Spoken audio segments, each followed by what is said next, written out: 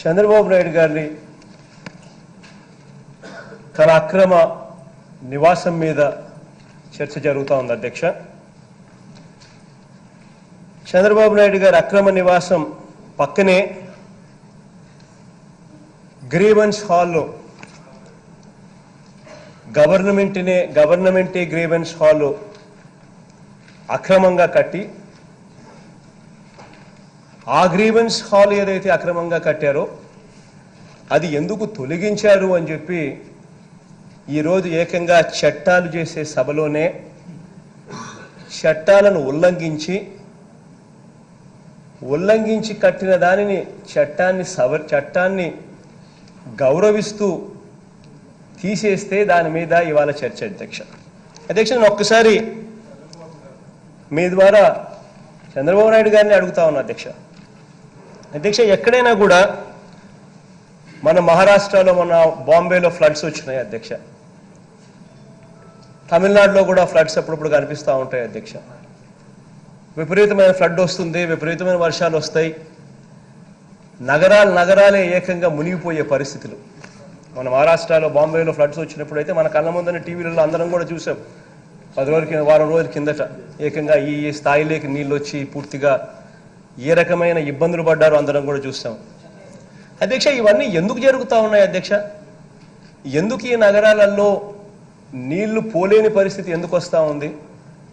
ఎందుకు ఒక ఫ్లడ్ వచ్చినా, ఒక ఎక్కువ వర్షాలు వచ్చినా ఎందుకు ఈ నగరాలన్నీ కూడా విలబలలాడిపోయే పరిస్థితి ఎందుకు వస్తూ ఉంది అధ్యక్ష? దానికి కారణం ఏంటంటే అధ్యక్ష, ఎప్పుడైనా కూడా నీళ్లు పోయే మార్గం, ఫ్లడ్ పోయే మార్గాన్ని ఎవరు కూడా అడ్డుకట్ట వేయరాదు. ఫ్లడ్ పోయే మార్గంలో ఎప్పుడైతే మీరు అడ్డుకట్టలు వేస్తూ పోతారో అప్పుడు ఆ ఫ్లడ్ కోర్సును మనం అడ్డుకుంటా ఉన్నాం. ఆ ఫ్లడ్ కోర్సును ఎప్పుడైతే మనం అడ్డుకుంటామో అప్పుడు నీళ్లు న్యాచురలీ ఇలా పోవాల్సిన మార్గంలో వేరే చోట దాని ఇంపాక్ట్ ఎక్కడో కనిపిస్తుంది. దాని ఇంపాక్ట్ ఇంక వేరే చోట ఎక్కడో కనిపించినప్పుడు అక్కడ విపరీతంగా మునిగిపోయే పరిస్థితులు వస్తాయి అధ్యక్ష. ఎంత డేంజరస్ సిచ్యువేషన్ ఇది అని చెప్పడానికి ఒక చిన్న ఎగ్జాంపుల్ అధ్యక్ష. ఇది నేను ఒకసారి మామూలుగా ఎక్కడైనా కూడా నది పక్కన ఇల్లులు కట్టాలి అని అంటే ఆ ఇల్లులు కట్టే అధికారం, ఆ ఇల్లులు కట్టడానికి పర్మిషన్ ఇచ్చే అధికారం వీళ్ళెవరికి ఉండదు అధ్యక్ష.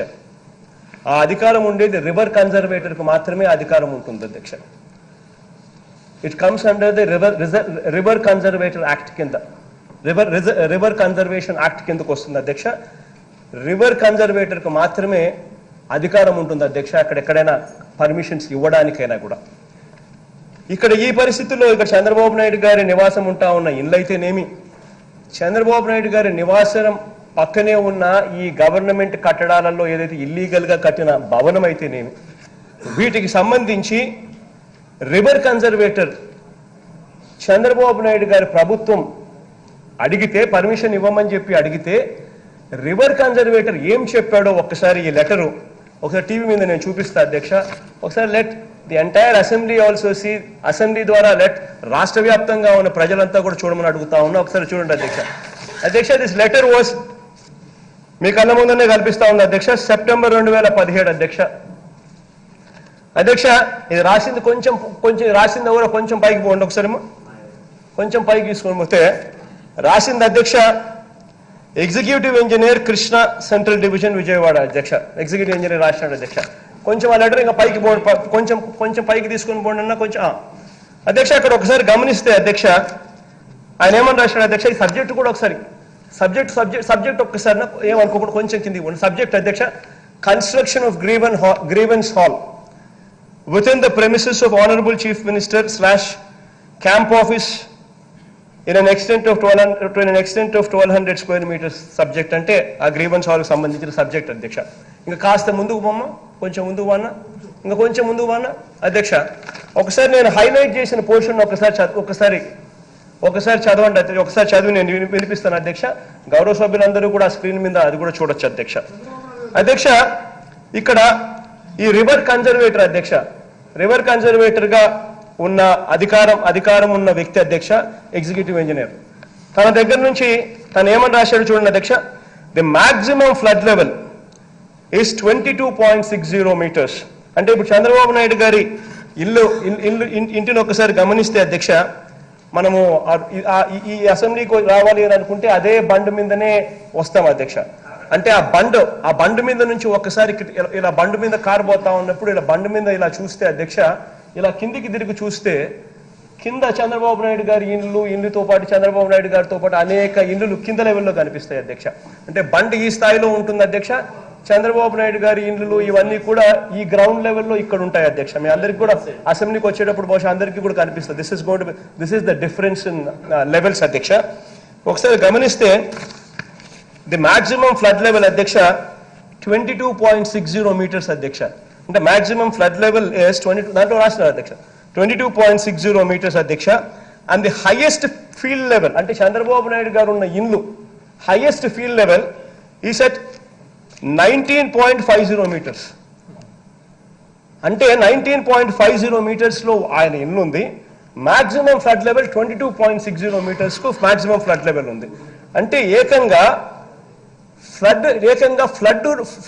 ఫ్లడ్ కోర్సును అడ్డుకుంటా ఉన్నారు. అక్కడ ఎనీ కన్స్ట్రక్షన్స్ అక్కడ ఏమొచ్చినా కూడా అధ్యక్ష, that is abstraction of flood. ఒక ఫ్లడ్ ను మనం అబ్స్ట్రక్ట్ చేస్తే దాని ఎఫెక్ట్స్ అధ్యక్ష డెవాస్టేటింగ్ ఎఫెక్ట్స్ అధ్యక్ష.